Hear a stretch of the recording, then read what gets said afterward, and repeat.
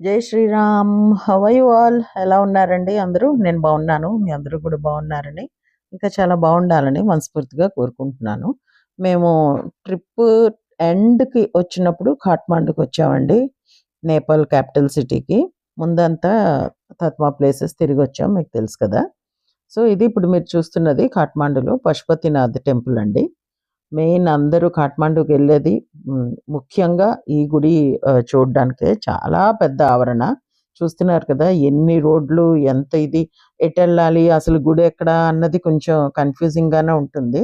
వస్తున్న వాళ్ళని అడిగామనమాట మేము, రిటర్న్ వస్తున్న వాళ్ళని, ఇటేపైనా వెళ్ళడం అది ఇదని. అవునని చెప్పారు. ఇదిగో మనుషులు పరుగులే పెడుతున్నారు. ఇది పొద్దున్న ఎంతో టైం అవ్వలేదండి. పొద్దున్న 6కి, ఇంకా 6 కూడా పూర్తిగా అయిందో లేదో ఆ టైంలో అనమాట. 5 కల్లా కిందకొచ్చేసి కాఫీలు, టీ తాగి వెళ్ళిపోండి అని ఎవరి కాళ్ళనే వదిలేశారు. వదిలేయడం అంటే నా ఉద్దేశ్యం ఏంటంటే, మేము చాలా దగ్గరలో హోటల్ అనమాట మాది. జస్ట్ రోడ్ క్రాస్ చేస్తే గుడి. సో, ఇంకా బస్సులు, గిస్సులు ఎక్కి, దిగి అంత లేదనమాట. జస్ట్ రోడ్ క్రాస్ చేసి గుడిలోకెళ్ళిపోవడమే. అదే గుడి, ఇలా వెళ్ళండని చాలా క్లియర్‌గా మాకంతా అయితే చెప్పారు. సో, వచ్చేసాం. ఇంకోటేంటంటే ఇక్కడేం పెద్ద టికెట్స్ అవన్నీ చాలా గుళ్ళల్లో లేవండి. చెప్పులు పెట్టుకునే దగ్గర కూడా ఫ్రీయే మనకి. ఫ్రీగానే చెప్పులు పెట్టుకోవచ్చు. సో, ఇదంతా చూస్తున్నారు కదా! ఎంత ఆవరణ ఉందో.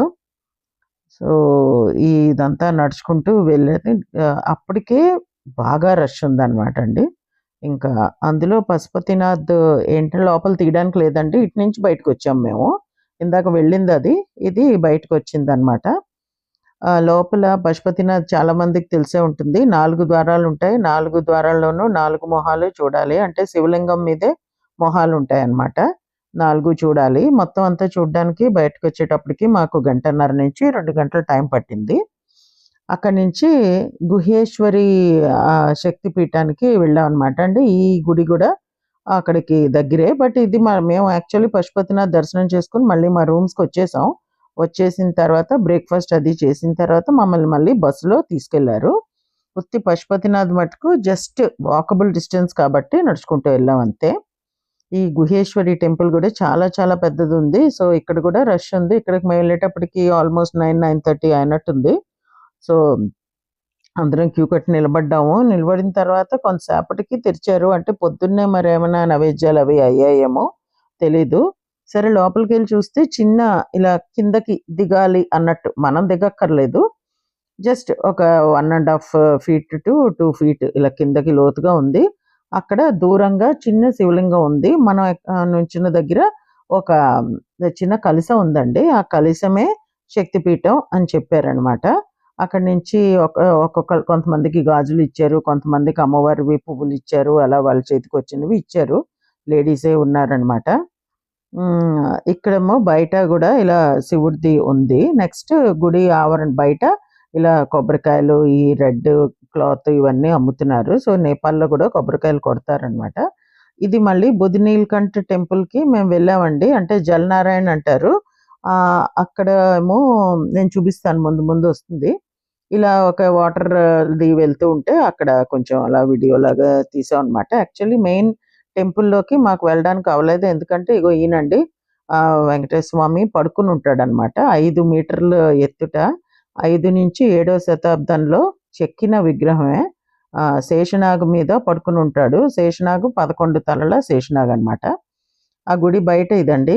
ఒక 4 కిలోమీటర్లు ఈజీగా ఉంటుందండి. అంత లైన్ ఉంది. అంత ఎండలో ఇదిగో గొడుగులు పట్టుకొని నించున్నారు. అక్కడ ఈ అబ్బాయి ఏమో చేయించురాయ మేరీ కిస్ని ఓ సన్నం ఆ పాటకి డాన్స్ చేస్తున్నాడు. నేను పెట్టలేను కాబట్టి, అది నాకు యూట్యూబ్ ఒప్పుకోదు కాబట్టి నేనే పాడి వినిపిస్తా మీకు. సరే, అక్కడి నుంచి ఇంకొక గుడి ఆవరణకి వెళ్ళాము. ఇది పెద్ద పెద్ద చెట్లు అన్నీ భలే మెయింటైన్ చేస్తున్నారు వీళ్ళు. ఇది బుద్ధుడిదండి. చూడండి, మధ్యలో బుద్ధుడు ఇటు అటు ఎవరో ఉన్నారు. వాళ్ళెవరో నాకు తెలీదు. ఆ టైంలో ఏదో చెప్పుంటారు గానీ నాకు గుర్తులేదండి. ఇక్కడ బోర్డ్ మీద చదవడానికి ట్రై చేస్తే ఇదిగో ఇలా ఉంది. Was built by the Tiloka Kangeshwar service committee of something something. ఆ తర్వాతేమో క్యూలో నుంచున్న వాళ్ళ దగ్గర నుంచి ఈయన గారు ఆ చేతిలో ఉన్న ప్యాకెట్ లాగేసుకున్నారనమాట. మా వాళ్ళు కాదులెండి, ఎవరిదో.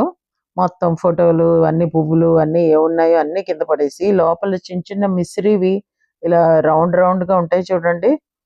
ప్రసాదాలు అది ఓ ప్యాకెట్ ఉంది. అది ఓపెన్ చేసుకొని తింటోందనమాట. కాసేపు హడావిడి చేసి వెళ్ళింది.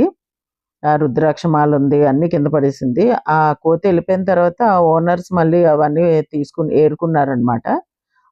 సో, ఇది కూడా చాలా దూరం వరకు కనబడతాయండి ఈ 3 విగ్రహాలును. ఇదేమో గుహేశ్వర్ టెంపుల్ బయట మేము తీసుకున్న ఫోటోస్. ఇవేమో ఆ బుద్ధుడి దానికి లోపలికి వెళ్తున్నప్పుటివివి. నాకు మటుకు జలనారాయణ అయితే చాలా చాలా చాలా నచ్చేసాడనమాట విపరీతంగా. ఆయన్నే బుద్ధ్ నీల్కంఠ్ అని కూడా పిలుస్తారక్కడ. అగో చూడండి ఎంత ముద్దుగా ఉన్నాడో అనమాట.